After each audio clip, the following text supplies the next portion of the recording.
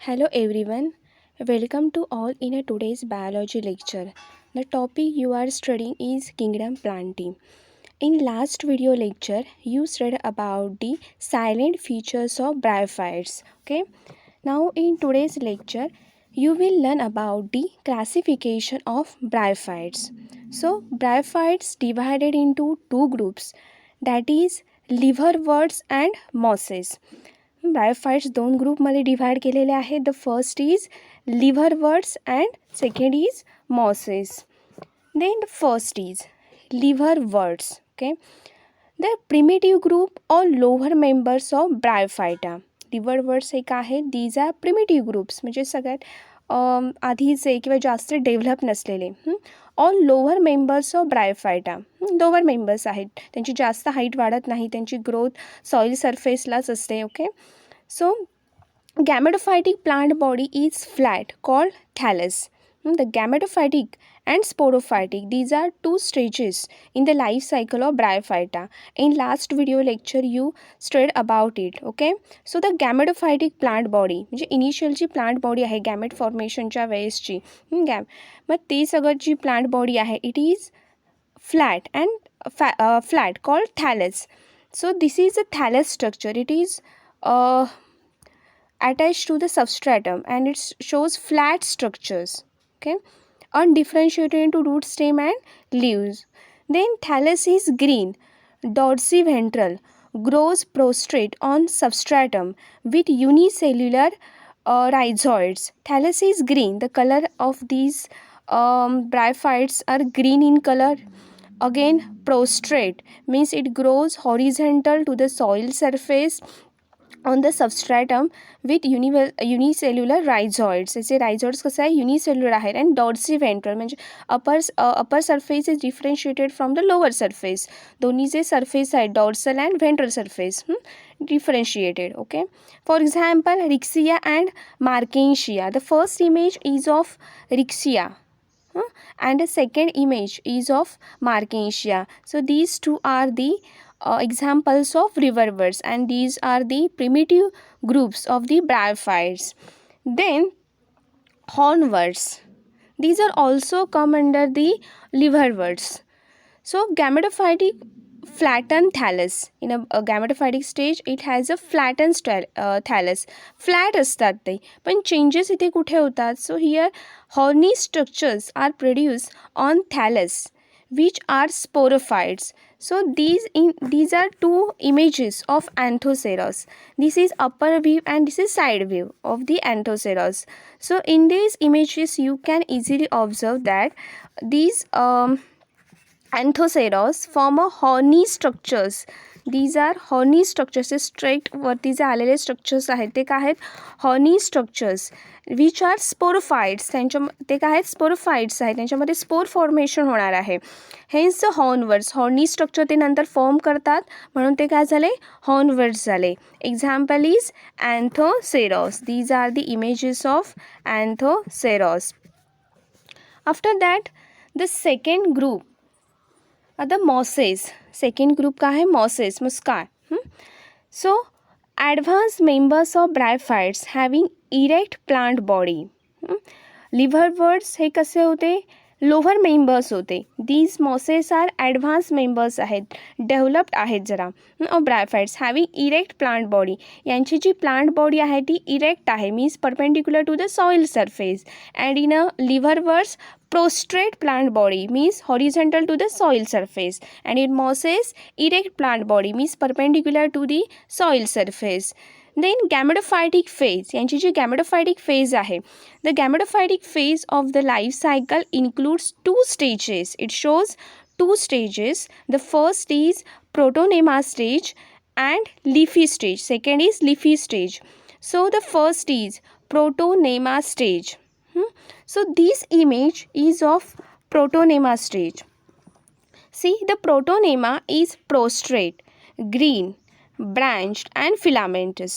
आता मॉसेस कसे आहेत, इरेक्ट आहेत, पण जी सुरुवातीची जी स्टेज आहे that is protonema stage. In that stage these mosses are prostrate means horizontal to the soil surface. Again green in color, त्यांचा कलर कसा आहे ग्रीन आहे. Again branch, so in this image you can easily observe that it shows the many branches, branched, and filaments. It also shows the filaments. So also called juvenile gametophyte, म्हणून त्याला काय म्हटलं जातं juvenile गॅमेटोफाइट.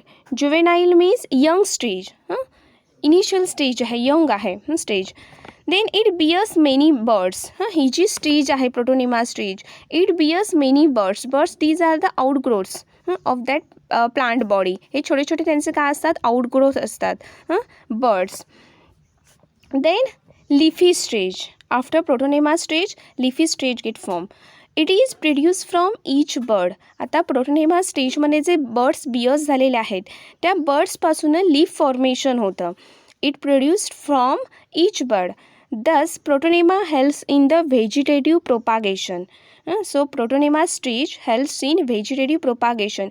Vegetative propagation means the formation of the new part by using the same body part. त्यांच्याच प्लांटचा body part use करून ते एक नवीन body part develop करत जातात. इट इज अ प्रोपागेशन आणि मध्ये पूर्ण होल प्लांट बॉडी मग हळूहळू डेव्हलप होत जाते. So in a leafy stage shows erect.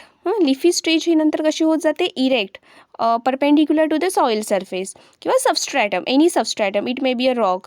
Then slender stem like main axis. Slender म्हणजे बारीक स्टेम लाईक मेन ॲक्सिस असतो. आणि हा जो मेन ॲक्सिस आहे स्लेंडर त्याला कोलॉइड म्हणायचं. With spirally arrange leafy structures. त्या कोलॉइडवरती स्पायरली मी त्याच्या पूर्ण सगळ्या साईडने लीफ स्ट्रक्चर्स फॉर्म होतात. It is phylloid. So this is a leafy stage. In this stage you can see that जे स्लेंडर मेन ॲक्सिस आहे आणि त्याच्या भोवती काय आहेत लीफ फॉर्मेशन झालेलं आहे आणि स्पायरली अरेंज्ड आहे. त्या मेन ॲक्सिसच्या सगळ्या बाजूने काय आहेत लिव्ज आहेत. Then multicellular branch rhizoids fix erect leafy stage in soil. मग यांच्यामध्ये जेव्हा पूर्ण बॉडी डेव्हलप होत जाते तेव्हाच रायझॉइड्स म्हणजे रूट लाईक स्ट्रक्चर्स फॉर्म झालेली असतात. And these rhizoids fix the whole plant body in the soil किंवा substratum, any substratum, it may be a rock. So this is the diagram of funaria. So in this diagram you can see that here is the at the base rhizoids. These are nothing but the roots, but bryophytes it term as rhizoids. It fix the whole plant body to the substratum. Then main axis, again leaves formation. After that seta, and it seta bears a capsule, and in this capsule there are spores. त्याच्यामध्ये काय असतात spores असतात. ही जेव्हा capsule mature होणार तेव्हा ही bast होते आणि त्यामधले स्पोर्स बाहेर येतात आणि विंड थ्रू ते पास होत जातात. So in this up to the leafy stage the gametophytic phase is there and above phase is the sporophyte, म्हणजे ते स्पोर फॉर्मेशन होतं ती sporophytic stage, sporophyte. Then leafy stage bears 6 organs. Leafy stage आहे त्याच्यामध्ये काय 6 organs आहेत म्हणून त्याला गॅमेट फॉर्मेशन होतं म्हणून ती gametophytic phase. Then vegetative reproduction occurs by fragmentation and budding in secondary protonema. म्हणजे प्रोटोनेमा जेव्हा स्टेज चालू असते तेव्हा नंतरची प्रोटोनेमा जी स्टेज आहे ती सेकंडरी प्रोटोनेमा आहे. मग इथे काय होतं बर्ड फॉर्मेशनची जी प्रोसेस आहे आणि ज्याच्यामुळे नंतर फ्रॅगमेंटेशन होऊन मग लीफ फॉर्मेशन होऊन पुढची स्टेज सुरू होते. तेच झालं प्रोपागेशन. मग त्यातूनच मग रिप्रोडक्शन होत जातं. It is a vegetative reproduction, vegetative पार्टमुळे होणारं reproduction. Examples funaria. This is the diagram of funaria and this is the image of funaria, actual image. So this funaria grows on a रॉकवरती ते grow झाले आहेत. मग यामध्ये मग इथे कॅप्सूल्स आहेत, अगेन लिव्ज आहेत. Then this is the diagram of polytrichum. This is another type of moss, polytrichum. त्यांचं स्ट्रक्चर साधारण सेम असतं पण काही चेंजेस असतात. बाकी सगळं सेमच आहे. लिफी स्टेज असेल, कॅप्सूल्स यांच्यामध्ये पण काय आहेत अप्पर साईडला कॅप्सूल्स आहेत. This is a polytrichum. Funaria and polytrichum these are the examples of mosses. So the whole life cycle of the mosses, तर जे आपण स्टडी केलं mosses complete their life cycle through 2 stages, protonema stage and leafy stage. So in this diagram you can easily understand this concept. So this is the whole plant body, male or female plant, female plant with attached sporogonium. So here this main plant body bears a show capsule and this capsule contains the spores. हे कॅप्सूलमध्ये काय आहेत, spores आहेत आणि जेव्हा ते develop होतात, fully matured होतात, ते मग कॅप्सूल बस्ट होऊन ते बाहेर येतात आणि मग ते सुटेबल सबस्ट्रॅटमवरती जाऊन पडतात आणि इथे ते ग्रो व्हायला लागतात. आणि ते ग्रो होण्याची जी प्रोसेस आहे it is a germinating spore. मग so first stage in the life cycle is the germinating spore. Spore काय व्हायला, जर्मिनेट. जसं सीड एखादं आपण सॉईलमध्ये टाकलं की ते त्यातून रेडिकल बाहेर येतो, कोंब बाहेर येतो, म्हणजे जर्मिनेशनची प्रोसेस सुरू झाली. So it is a germinating spore. This is the first stage in the life cycle. Then protonema stage. नंतर ही काय आहे, त्याची प्रोटोनेमा स्टेज आहे. Second stage is the protonema stage. After protonema stage the third stage is the bird formation. इथे त्याने protonema स्टेजने ह्याच्या horizontal सगळ्या ब्रँचेस आहेत त्यांनी काय फॉर्म केलेलं आहे, बर्ड्स फॉर्म केले आहेत, BUD birds. Then after again root formation. Bird formation होता होताच हळूहळू काय फॉर्म होतं आहे, रूट म्हणजे रायझॉइड्स फॉर्म होत आहेत. Then the fourth is moss plant. आता इथे गॅमेटोफायटिक स्टेज इथे तयार झालेली आहे, गॅमेटोफोर, गॅमेट्स फॉर्मेशन तयार झालेलं आहे. Again it shows the leaves, कारण ह्या बर्ड्सनंच नंतर काय फॉर्म होतं, लिव्ज फॉर्म होतात. लिव्ज, स्टेम, रायझॉइड्स हळूहळू काय होत जाणार, त्यांचा जो सबस्ट्रॅटम आहे, रॉक असेल त्याच्यावरची सॉईल असेल त्याच्यावरती पेनिट्रेट होत जाणार. And after the last fifth is the mature moss plant. आणि हे शेवटी मग काय तयार होतं, परत मॅच्युअर मॉस प्लांट. मग पुन्हा त्याला स्पोर्स फॉर्म होणार, मग परत जर्मिनेटिंग स्पोर. ही कंटिन्यू सायकल काय होणार, सुरूच राहणार. This is a moss life cycle. Then economic last point of this bryophyte is economic importance of mosses. म्हणजे मॉसेस कुठे कुठे युजफुल आहेत, त्यांचा वापर कुठे केला जातो. The first economic importance is some mosses provide food for herbivorous mammals, birds etcetera. Herbivorous mammals जे आहेत गवत खाणारे, प्लांटवरती डिपेंड राहणारे असे जे मॅमल्स आहेत ते ॲज अ फूड म्हणून यूज करतात. Again some birds use these mosses also for a food etcetera. Then sphagnum is a type of moss. Sphagnum ही काय, एक मॉसचं एक व्हरायटी आहे, स्पेसीज आहे, which provide peat which is used as a fuel. Peat formation होतं आणि ते फ्युएलसाठी यूज केलं जातं, इंधन म्हणून वापरलं जातं.